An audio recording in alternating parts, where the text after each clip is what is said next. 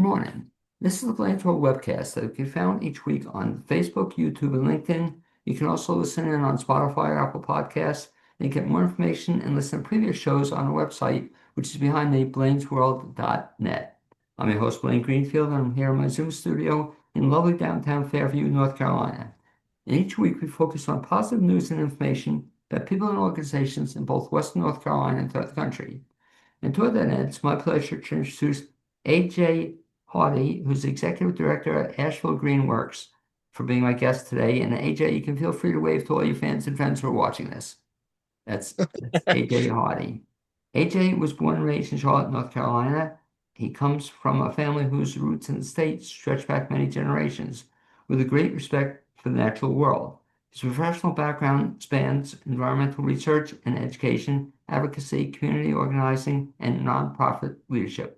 So the question, AJ, I always ask folks is, as I indicated before, you were born and raised in Charlotte, North Carolina. Did you know as a kid you always wanted to get in this field? Not nonprofits specifically, but I always knew that I wanted to have a job that was really interesting, that would give me a chance to get out into the world and be around people, and most importantly for me, to be around nature. That's always been something that's really comforting for me to be, out and about around trees, whether it's gardening, hiking, camping, doing anything like that. So one of my goals in life was to always try to find a career, find some kind of calling where I could really deeply engage with nature and with protecting nature. And that's pretty cool that you were able to do that, tie in. Do you remember the first time you ever kind of worked or volunteered in the field? Like as a kid, were you in the Boy Scouts or anything? No, so when I was little, my parents used to take us camping a lot though. Okay. And so that was always something that I found really interesting. I always wanted to learn a lot more about how people survive outside. So I was obsessed with kind of those like survival stories as a kid, like The Hatchet. I don't know if you remember that book.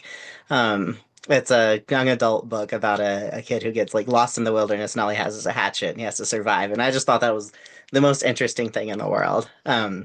But a lot of my kind of early volunteer experience really focused on some natural stuff, but a lot of, kind of exploring different things. So I remember being a kid and volunteering at a day shelter that was like a kind of soup kitchen type place, or we had some really great wildlife organizations in Charlotte. Like there's a place called the Raptor Center, and I remember them coming out to my school and releasing an owl that had been, rehabilitated at their facility. So a lot of my really early memories are of really cool interactions like that, where you get to see people supporting each other and taking care of the environment and how it all fits together in building this world where, we care about each other. We also care about the planet and all the animals and everything that live here. You know, it would be a cool thing to do, and you kind of alluded to it. You mentioned that one book as a kid you had Yeah. read it. It'd be really cool if the author's still alive or if the book is still around, if you sent the author a letter, you know. That's a No, great but idea. seriously, that we mentioned Yeah. him on the show and that he made an impact on your life. Wouldn't that be a cool thing to do? And Yeah. if needed, I can help you track it down, but I just think that'd be a fun thing to do. So, yeah, experience as a kid. Did you study then environmental studies in school? Yeah, so when I was in high school, I had the option to take some environmental and earth studies classes, and those were really amazing. I was really interested in learning about things like climate change and evolution and all of these. Wait a second. Let me stop you. Climate change? There's such a thing as climate change? No, I won't. Yeah, I won't climate get change into and that. evolution, right? Okay, evolution. My God. So you studied that as a kid? Yeah. I'm sorry to cut you off. Yeah. Yeah, no, it was I've always loved science. I was always been, just really curious and really wanted to know more about things. And science is kind of the perfect thing for that because it's all about investigating the world.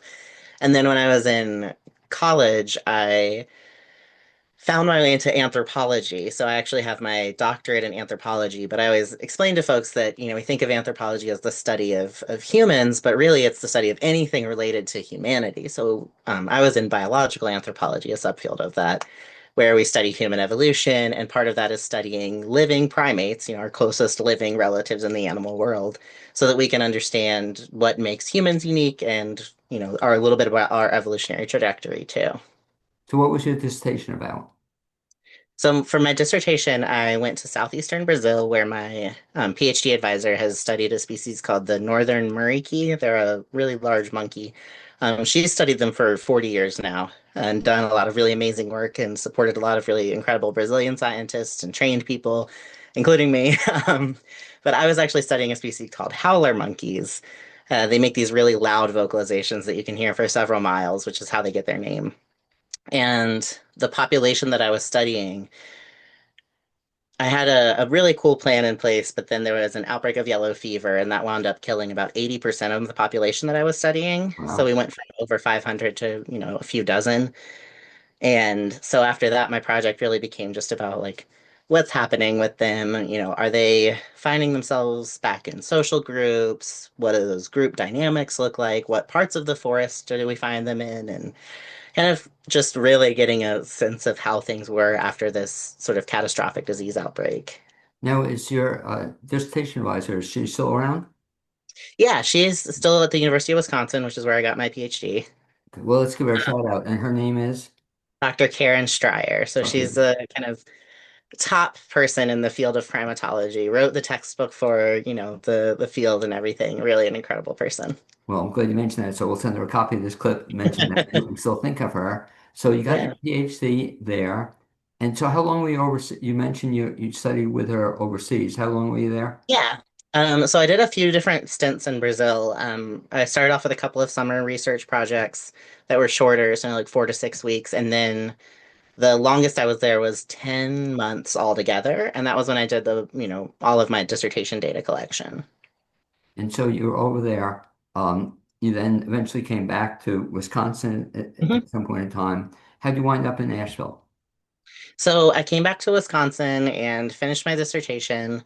I got back into the country in fall of 2019, so right before the COVID pandemic started. So it was a kind of odd time to be doing really anything, but especially trying to, write away at a dissertation.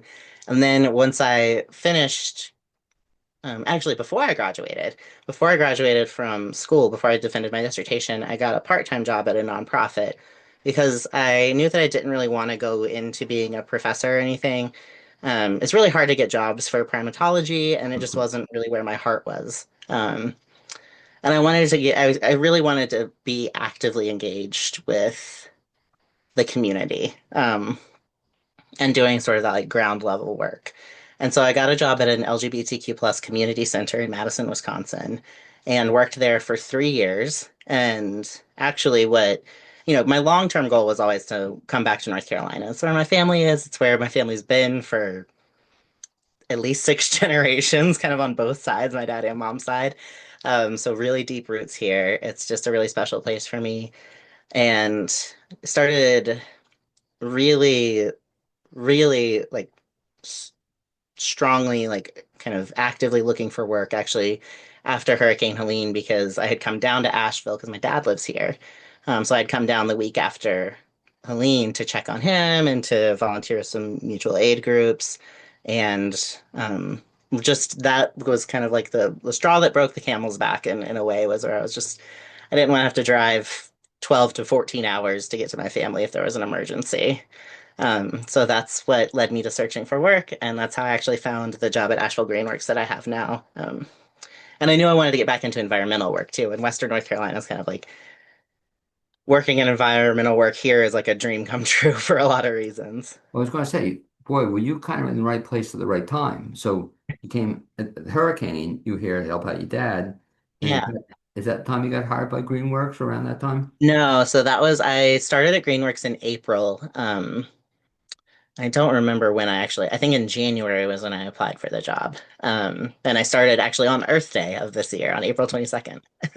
So you always remember that. That'll be Yeah, easy. exactly.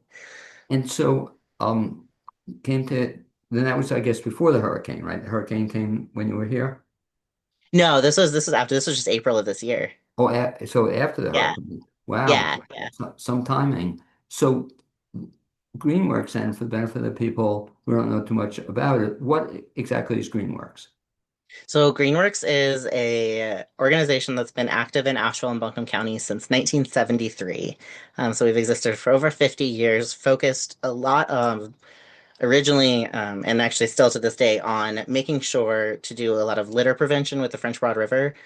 So keeping trash out of there through events like our Hard to Recycle and waste reduction education programs, going out and actually picking litter out of the river, going out and doing river cleanups and doing road cleanups. So again, just a lot of that waste reduction and then litter prevention or, remediation.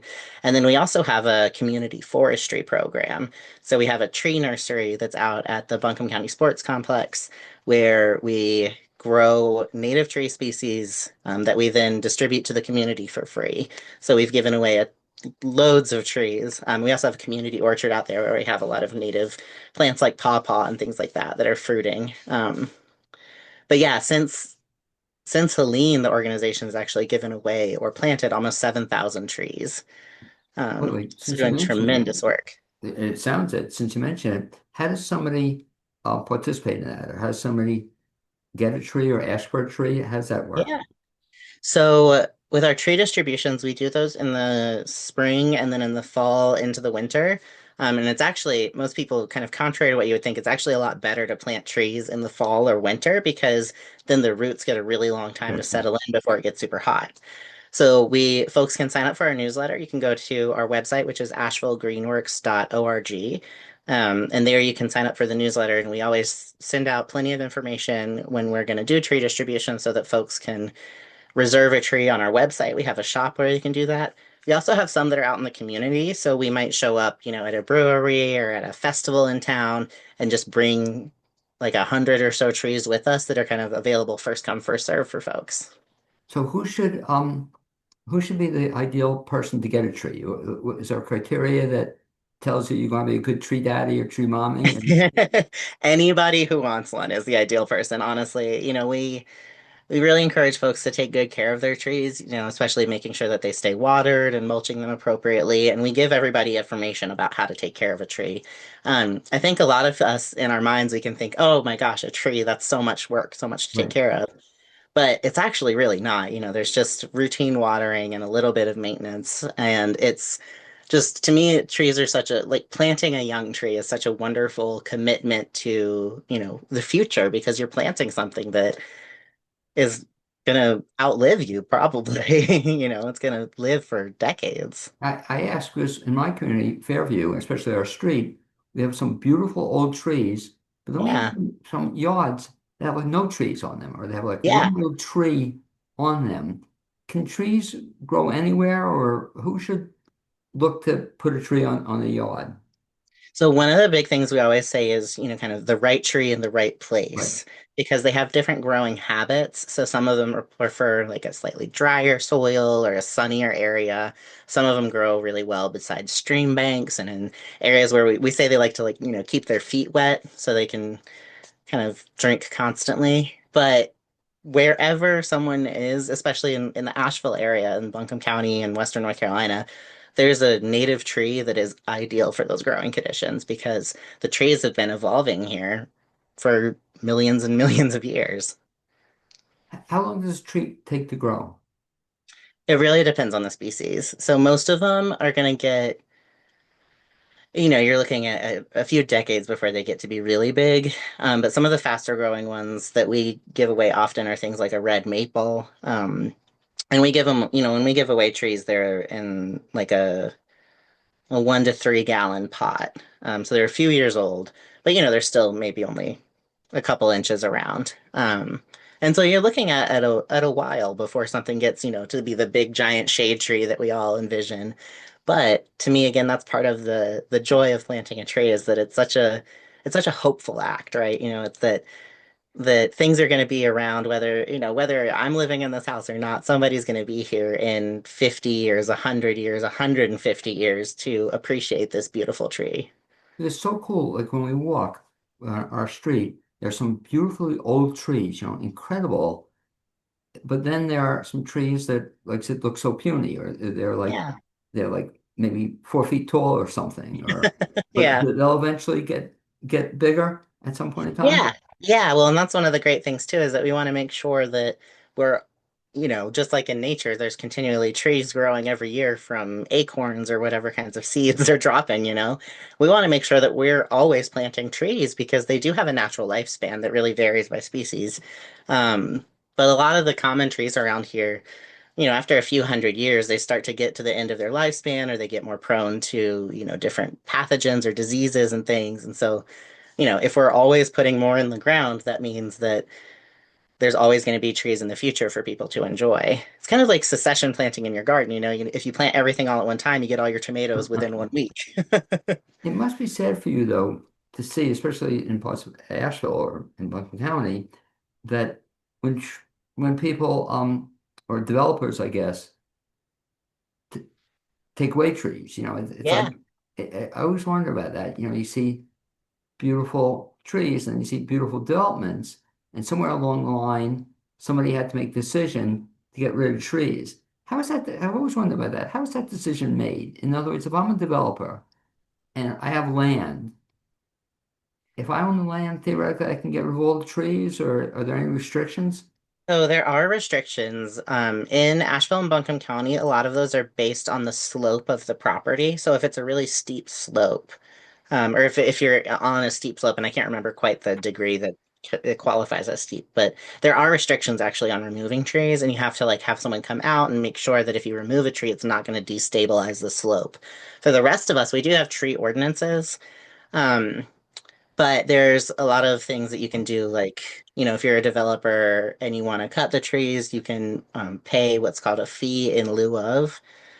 So you pay a fee for removing the tree that then goes back into a fund that's supposed to go back into, planting more trees and maintaining the ones that the city does have.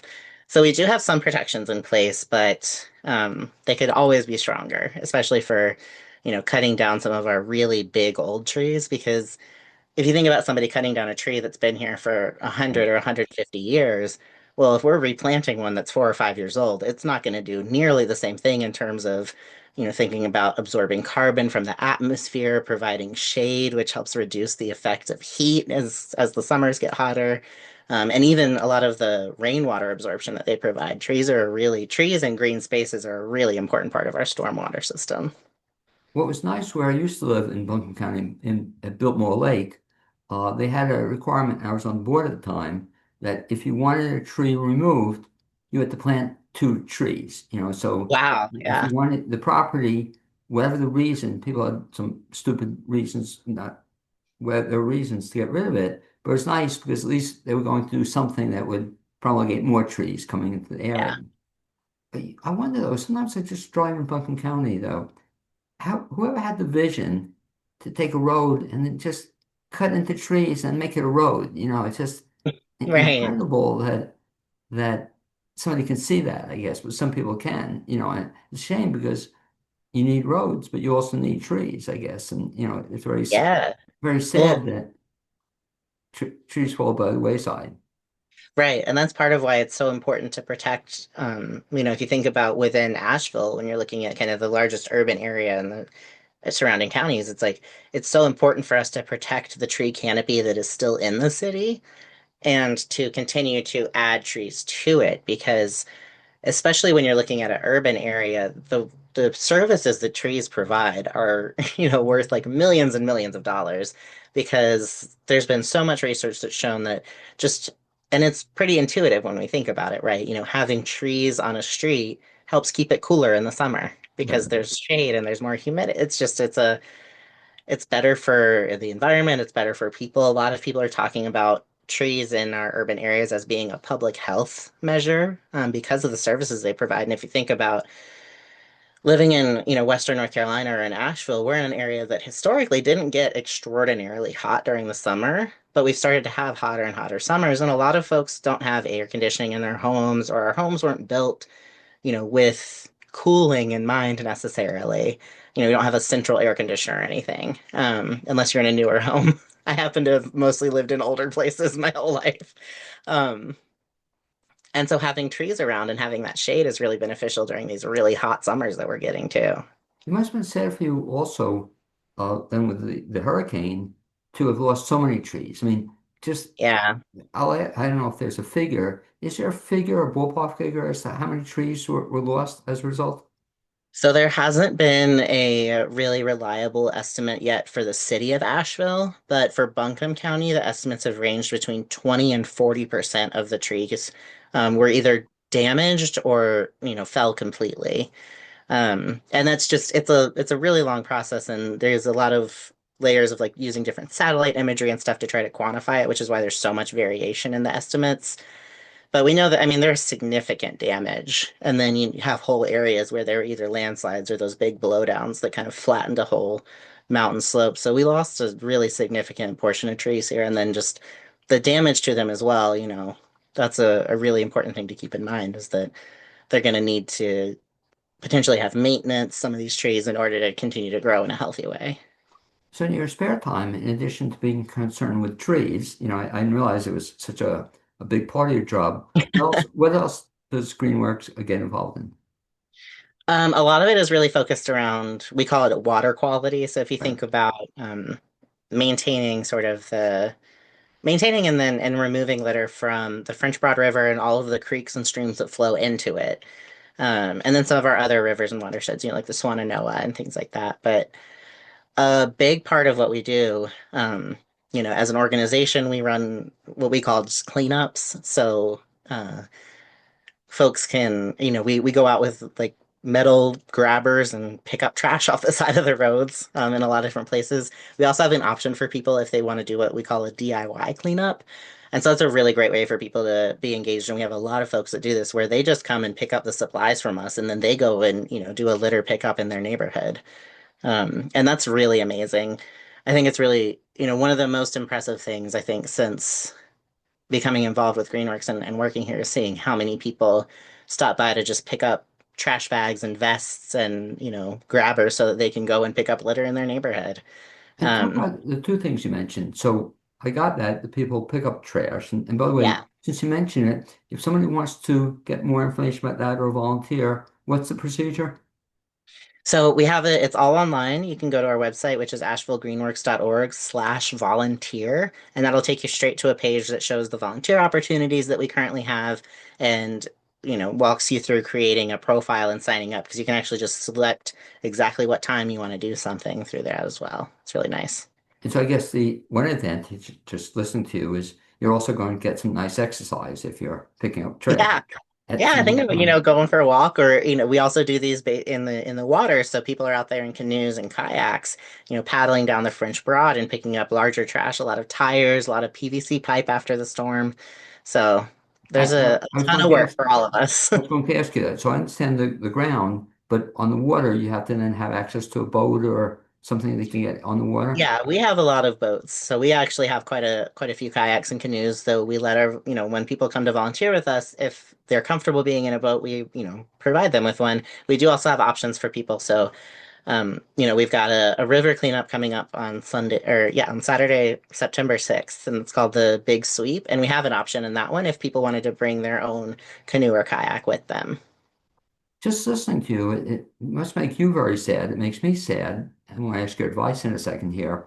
When you see people throw stuff away or throw garbage Hmm. into the streets or into the water, put you on the spot. What do you say to somebody if you see somebody doing that kind of behavior?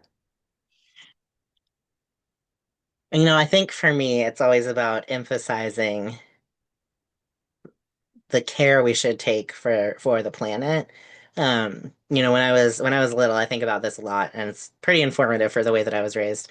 But I wanted to stop and like pick some wildflowers that were growing by the side of the road, Right. but my mom was like, "No, because if we pick them, then nobody else gets to see them and enjoy them."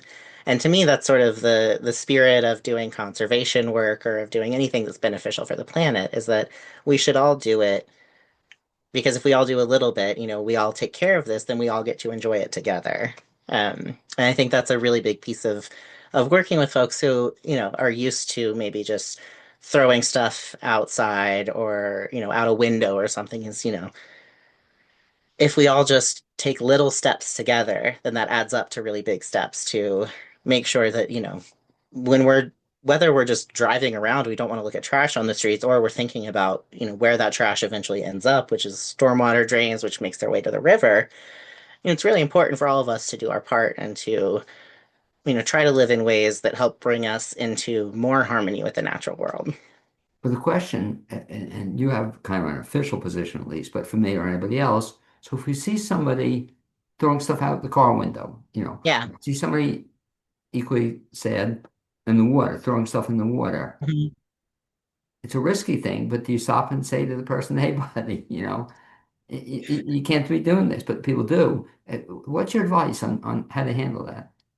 My thing for everybody is to always, like you said, it's a risky situation. So Right. if it feels comfortable for somebody to say something to them, go for it. I think it's about who we are as people and how comfortable we are. But a lot of what I do, because sometimes I'm not as comfortable saying things to people like that, like being kind of a out there just, hey, like there's a trash can for that. That's just not who I am as a person. But I just pick things up, every time I go on a hike. Depending on where you're going, if you're hiking in some of our busier areas, there's quite a lot of trash around, um, whether it's on trails or, whatever it may be. And so for me, it's just kind of how I also move through the natural world when I'm, hiking or walking or whatever. It's like if I see trash on the ground, I just pick it up. And, maybe one person will see me doing that and then they'll start doing it too. No, I love it because even listening to you, it kind of upsets me that people do this. How can Mhm. you have always felt that way? How can you throw stuff out, Yeah. Yeah. out the window and somebody's going to have to Right. pick it up? And like I said, hiking, can you imagine beautiful nature? They just throw stuff and it's just really Yeah. galling. So back to the event you mentioned. So the first event, September 6th, and what's the name of that event? It's called the big sweep because, think about we're doing a big sweep of the river, trying to get all the Right. trash as much as we can out of So if there. people want to get involved in that, they can go to the website and find out more Yeah, you information. can sign up as a volunteer on our website. We're definitely looking for volunteers to help us, on the water, pulling, whatever it may be out of there. People have gotten shopping carts out of the river. Tires are one of the most common things that we find. All sorts of stuff. But yeah, signing up to be on the water. I think for me, as somebody who really likes being outside, it's kind of like you get to do something enjoyable, which is, kayak or canoe, but also contribute something really positive to the world, which is helping to clean up our waterways.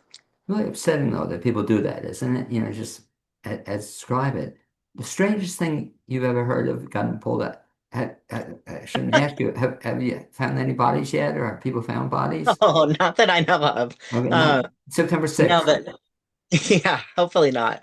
We get a lot of so at our one of our other large events is called Hard to Recycle, and these happen 4 times a year throughout Buncombe County. And the whole idea with those is that there's a lot of stuff that, we can't put in our trash bins Right. or you can't just take it to the dump or something, like styrofoam and different kinds of plastic and stuff that aren't easy to just throw in our bins. So we have this thing called Hard to Recycle where folks can bring all of this to a location and drop it off. Um, and we've certainly had some really interesting things at those. I found out from my coworkers the other day that one time somebody tried to drop off an X-ray machine, like from a doctor's office. And then at the last one, I know someone dropped off a sword that went home with one of the volunteers because there wasn't really, I don't know that we could have recycled that either, but it made its way into somebody else's life, which is a form of recycling. You mentioned that you do that 4 times a year. When's the next one coming up?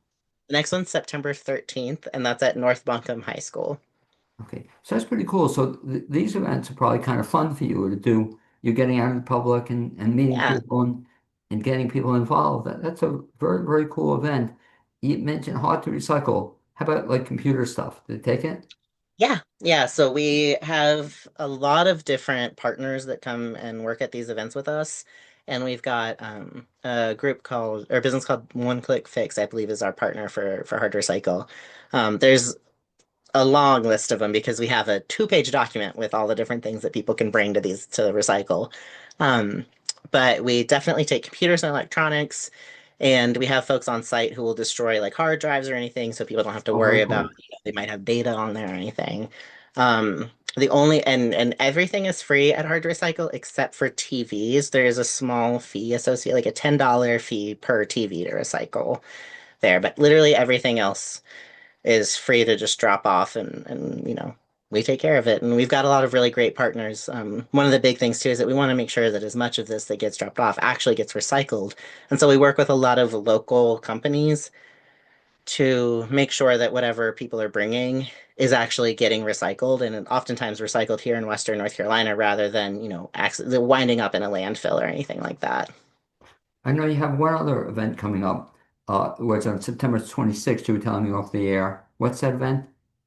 September 20th, isn't it? Or was that, I have the wrong date. That was the hard to recycle event. That's Yeah. okay, gotcha.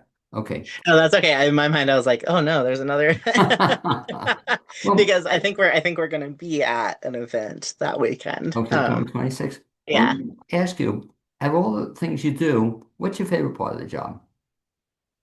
Oh gosh, making me play favorites. Um, no, I actually my favorite part of the job isn't even a program that we run. It's actually being able to interact with and get to know all of the people who volunteer with Asheville Greenworks because we have people who've been volunteering with the organization for years and years and years. Like over 10 years for some of our volunteers, and some of our volunteers I think they probably put in more than 40 hours a week volunteering, honestly, some of them, because they're so dedicated. So we've got people who volunteer at our tree nursery every week. We've got people who go out and clean trash out of the rivers on their own, and people who do these neighborhood cleanups. And, our board of directors obviously are all volunteers. It's been just such a joy for me getting to know everybody and their different personalities and also what brings people to this kind of work because I think a lot of us who are really passionate about the environment and conservation, that's sort of the overarching connection. But then there's usually these little pieces that tie it all together for us, like, oh, this is, the spark that got me interested in this kind of work, or, and hearing that from different people is really incredible. I love listening to you and your enthusiasm for what you do. It's just great. How about in terms of, and it seemed like you'd be very good at it, presentations? For example, do you speak to schools or do you speak to other groups as well?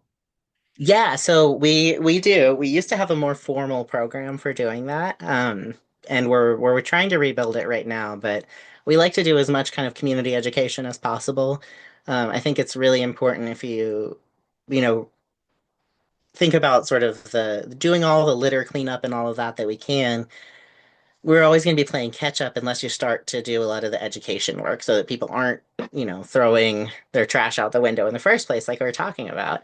And to do that, it's really important to talk to people at all ages and to do educational events and to do community outreach so that people understand the consequence of an action like that. That, if you throw something out of your car window, it might not get picked up and then it might find its way into the waterways and then you might have fish eating plastic trash and all of these things that we know are actually happening, and so doing a lot of that education is so important. I think about it in terms of how impactful that was for me as a kid, learning about the environment and learning about water conservation and doing little things like turning off the sink while you're brushing your teeth and how all those little things can kind of add up into you know leading a more sustainable life. So if a nonprofit organization and or a school would be interested in having you come on board or somebody else from the organization, how would they go about finding that out? The easiest way would be to email our sort of general contact information or email address, which is just info, just info at ashevillegreenworks.org, because then that will go to multiple staff people and we'll all see it and kind of, you know, s- decide accordingly who it would be the best fit for because we have folks on our staff who specialize in doing the river and road cleanups. We've got our community forestry and nursery manager, and then we have a lot of people who are also just really, I say a lot of people, there's seven of us that work there, but Yeah. we're Well, all really passionate about it. And so, we so all really enjoy doing that community outreach. but is that also on the website? People want to, Yes. Yeah. okay. Yeah. So again, people want to volunteer or get involved other ways. One last question I'll ask you, AJ. In terms of the funding of the organization, um, is that a constant battle for you guys to try to get money or more money for what you do? As much as it is for any nonprofit, yeah. We're always in the situation of having to raise the money that we need to operate. We're really fortunate again to have, I think part of, being such a grassroots organization and having, such a strong network of volunteers is that we've got a great network of supporters and people who are, regular monthly donors. And then we have some of, the foundations and things like that that are big in Western North Carolina, like the Community Foundation of Western North Carolina. But it is, at a nonprofit, you're kind of always thinking about what's coming next and how are you going to be paying these same bills next year and all of that. So if folks are interested in supporting us financially, you can also donate on our website as well. Are you affected by federal funding at all? A little bit. So we didn't have any direct federal funding, which feels fortunate right now. Right. Yeah. Kind of historically, it was always like, oh, you get the federal funding and you're good. Those are renewable a lot of times. They're multi-year, and now it's actually the kind of opposite that it's a lot more uncertain. But in the way that a lot of organizations are losing federal funding. So, sort of Right. the pool of money that folks are going after in terms of from foundations and other larger entities that will, fund a $50,000 grant proposal. That's getting a little bit more competitive. And we're also seeing the way that some of those funding cuts, if you think about like if Buncombe County is getting federal funds for something and they lose that, then they're going to have to readjust their budget. And that could impact, and it does impact, nonprofits that were receiving funding through the county before. So we lost some county funding. But we've also, come through the last year. I think we've had a really strong year as an organization. And so, looking to build on that and to rebuild a lot of it too, because we're all sort of rebuilding right now after the storm, and it's put so much pressure on our nonprofits as well to really step up and meet the needs of the community that have emerged. And our last question, AJ, if I can, in terms of down the road, in terms of future of Greenworks, Yeah. what do you see happening? Ooh, I would love for us to, continue the work that the organization's been doing for the last 50 years, but also rebuild a lot of those programs that are so important, like having dedicated staff to go out into the schools to do environmental education and, having additional people to support our nursery operations, having additional space to grow trees. I would love to have that kind of growth in our future. Well, anyway, it certainly sounds like you have enough stuff to keep you busy for the next, Yeah, quite a bit. 5 years, let alone 20. Anyway, I'd like to thank you for being my guest today on the Blaine's World cast, AJ Hardie, and thanks for all the good work you do in Buncombe County. Also, like my producer, Cappy Tassetti. Hopefully, we'll actually bump into each other one of these days. I hope so. Thank you so much for having me. Thanks.